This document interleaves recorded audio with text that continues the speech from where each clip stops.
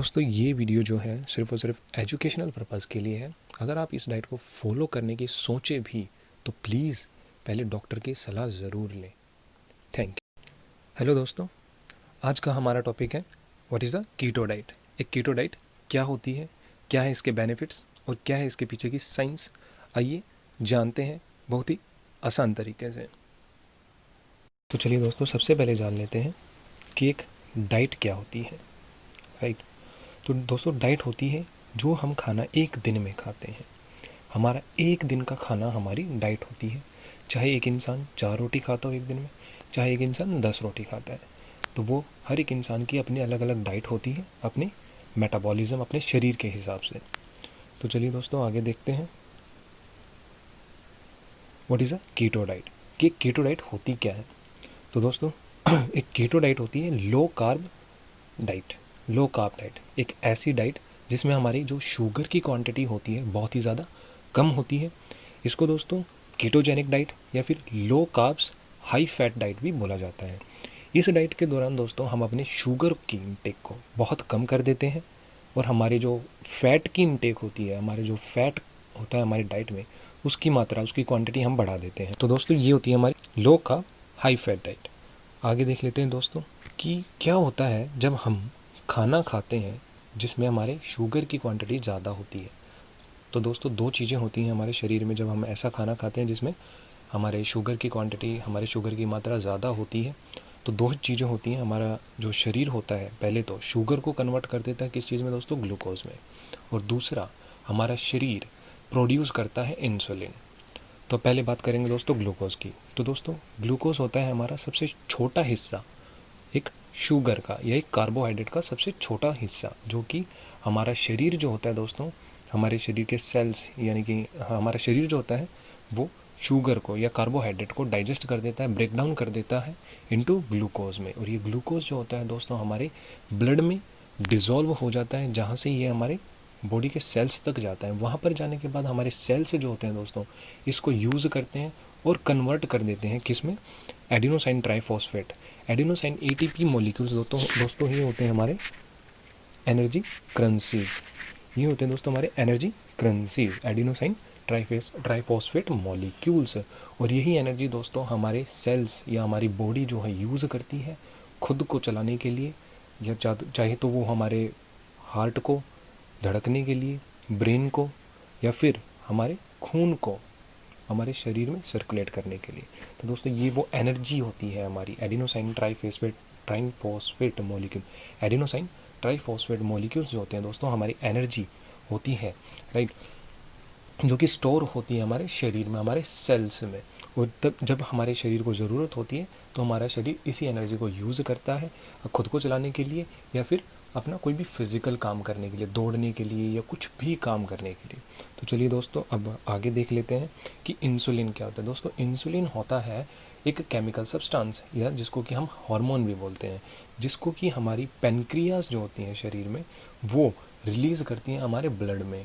दोस्तों इसका काम क्या होता है, अब इंसुलिन का काम होता है दोस्तों हमारे ब्लड में जो शुगर की लेवल होती है यानी कि ग्लूकोज का जो लेवल होता है उसको कंट्रोल करना। अगर वो बढ़ चुका है तो उसको घटाने का काम इंसुलिन का होता है दोस्तों। आशा करता हूँ समझ में आया होगा। तो और जो ऑर्गन है हमारी बॉडी का वो है पेनक्रियाज, जो कि इसको प्रोड्यूस करता है या फिर रिलीज़ करता है हमारी बॉडी में। अब आगे देख लेते हैं दोस्तों व्हाट इज़ केटोसिस, कि ये केटोसिस क्या है। दोस्तों सबसे पहले तो केटोसिस एक स्टेट है हमारी बॉडी की जिसमें हमारा जो बॉडी होता है, जो हमारा शरीर होता है, वो फैट को यूज़ करता है एज अ फ्यूल।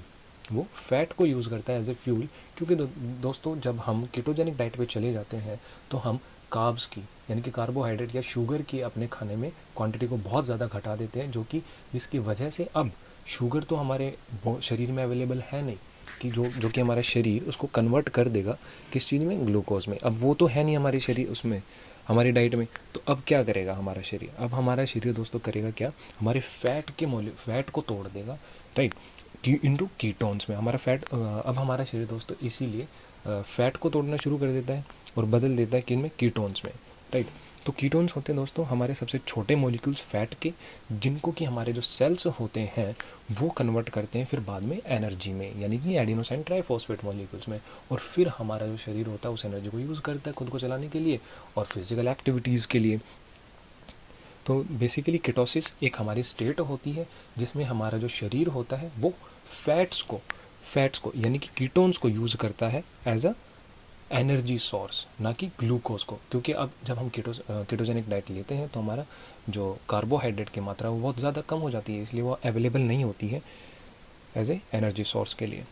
तो अब देख लेते हैं दोस्तों आगे कि एक कीटोजेनिक डाइट का, ये कीटो डाइट का गोल क्या होता है। तो दोस्तों एक कीटोजेनिक डाइट या कीटो डाइट का एक एंड गोल, एक पर्पज़ होता है हमारी बॉडी को फोर्स कर देना कीटोसिस स्टेट में जाने के लिए, उस स्टेट में जाने के लिए जहाँ पर हमारा जो शरीर है वो फैट को तोड़े एनर्जी को प्रोड्यूस करने के लिए, ना कि कार्बोहाइड्रेट को, जिसकी वजह से जो हमारे शरीर में पहले से फैट होता है दोस्तों वो भी हमारा शरीर उसको धीरे धीरे तोड़ना शुरू कर देता है और बदल देता है एनर्जी में, जिसकी वजह से दोस्तों हमारा जो वेट होता है वो धीरे धीरे घटने लग जाता है।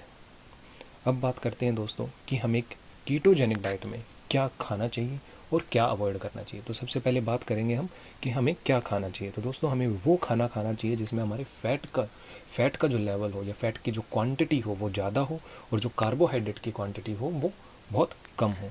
तो दोस्तों उस खाने की कुछ एग्जाम्पल्स मैंने इसमें दिए हुए हैं, आप पढ़ सकते हैं। जैसे कि मीट हो गया, उसमें आप ये खा सकते हैं, लीफी ग्रीन्स में आप ये खा सकते हैं, हाई फैट डेयरी प्रोडक्ट्स में आप ये ले सकते हैं, चीज़ हो गया, हाई फैट क्रीम हो गया, बटर हो गया। तो अब आगे देखते हैं दोस्तों कि हमें क्या अवॉइड करना चाहिए ड्यूरिंग अ कीटो डाइट। तो दोस्तों हमें वो सारा खाना अवॉइड करना चाहिए जिसमें हमारी शुगर होती है बहुत अच्छी मात्रा में, राइट।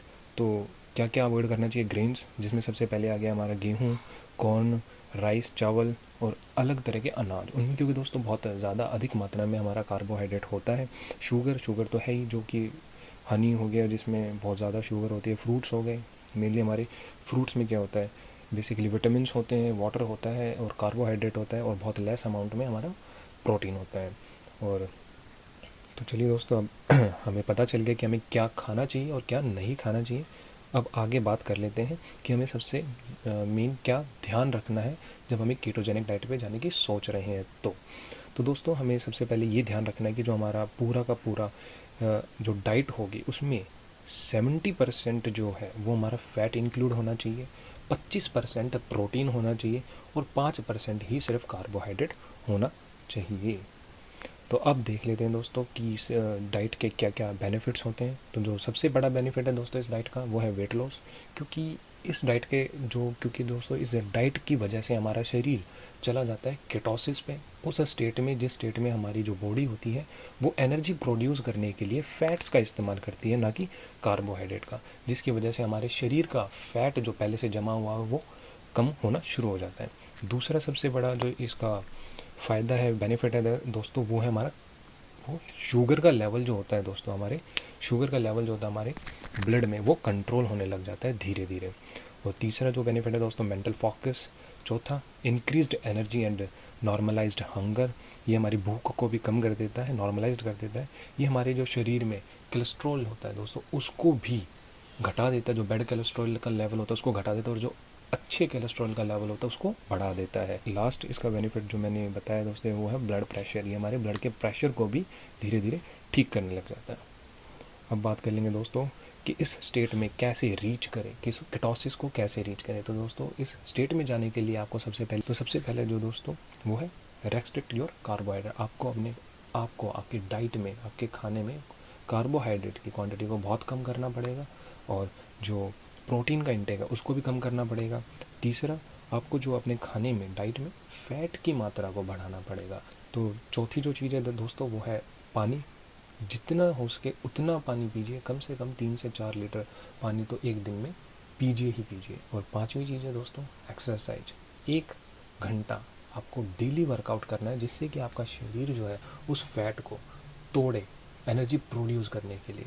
आप एक्सरसाइज करेंगे, आपका शरीर में जो एनर्जी पहले से जमा है, पहले से आपके जो शरीर में एनर्जी है मौजूद, आप उसको यूज़ करेंगे ताकि फिर उसके बाद आपका जो शरीर है एनर्जी को दोबारा से बनाने के लिए फ़ैट को तोड़ेगा, तो उससे आपका वेट लूज़ होएगा। तो एक्सरसाइज ज़रूर करें, कम से कम 1 घंटा करें, आधा घंटा करें, वो आपके ऊपर डिपेंड करते हैं।